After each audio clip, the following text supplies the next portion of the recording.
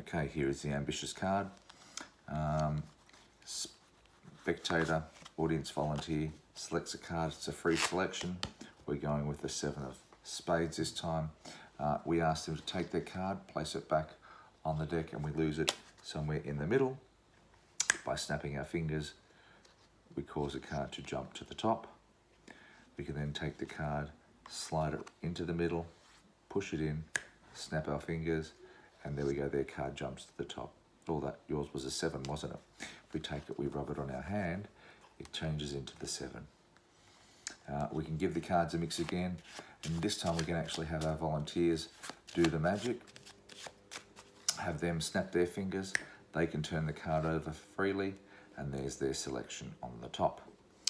Now this utilises all sleight of hand moves that we've covered in previous lessons, the double lift and also a control shuffle, which I'll be taking you through in this instance.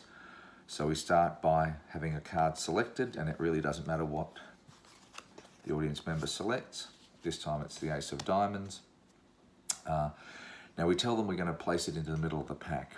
What we're doing is, whilst they're looking at the card, we lift one card off the top, and we're suggesting that this is half a pack, but we're really not showing that we have one single card. We're trying to keep the back of the card towards the audience so they don't see how many cards that we have or how many we don't have, more to the point, so that when their card is placed back on the top by themselves, we come over here and we say we lose it into the middle like that. And if you wish, you can even pick up half the pack and sort of say, oh, it's about in the middle, somewhere like that. Then to cause it to come to the top, we do the get ready with a double lift, turn it over and show their card is returned to the top, lay the card back on the top, deal off the indifferent card that was on top of that. That goes in the middle as if it were their selection. Snap our fingers. Now you can reveal the card already there if you wish, or, as I did in the performance earlier, you can snap your fingers and apparently make a mistake, or you didn't have the 7 of hearts. All you're doing is executing a double lift. So there's their card hiding underneath there. And then when you snap, you deal off the card, it changes into theirs. So that sequence again. So we go to the point where we execute our selection is second from the top. We do a double lift. It goes into the middle. We snap, do another double. Oh, that wasn't your card. If we take it and rub it on the back of my hand, it'll change into their selection. Now the last one where we actually mixed the cards, this is the in-jog shuffle control. Now what I will do is I will show you quite easily or quite visibly how that occurs. There's the selection on the top. What you're doing is you're pulling off a small packet of cards in the shuffle. You're running one card next, and you're pulling that back towards yourself. Now this is quite an exaggerated jog on the cards. It doesn't need to be this big once you've got a little bit more practice. And then you just shuffle the rest of the pack on top of that. So when you come back to re-grip the cards to shuffle them a second time, you can see that the thumb is contacting that card that is in-jogged towards yourself. As you do so, you grab the cards with your fingers, and you can see that creates a break.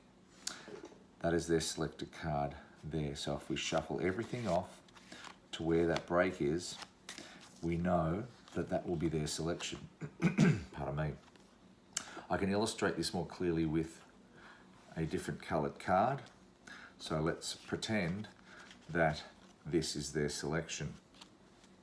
And in fact, I'll do the routine again with the red card as the selected card, and you can actually see what's happening when it's happening, probably a little bit more clear. So for the in-jog shuffle, you pull off a small packet of cards, run one card on top, then shuffle off the rest of the pack on top. As you come back, you push forward with your thumb ever so slightly, creating a break. And again, that's quite an exaggerated break.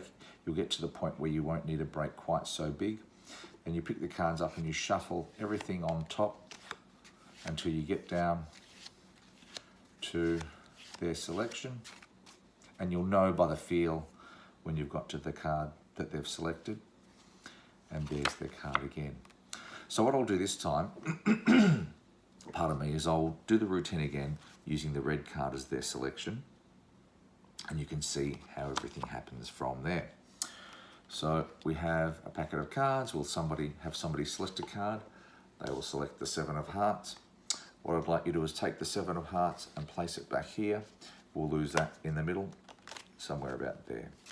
Okay, then if I snap my fingers, your card will jump to the top. We can do that again. Take your card, put it into the middle, snap my fingers, and your card, you didn't choose the 10 of diamonds. That's okay. I can take that 10 of diamonds and rub it on my hand and it changes into your card. Now we can take your 7 of hearts. Oops, so we take your 7 of hearts and shuffle it into the pack. And again, if you wish to do the fake, we change it into their card. So that's the basic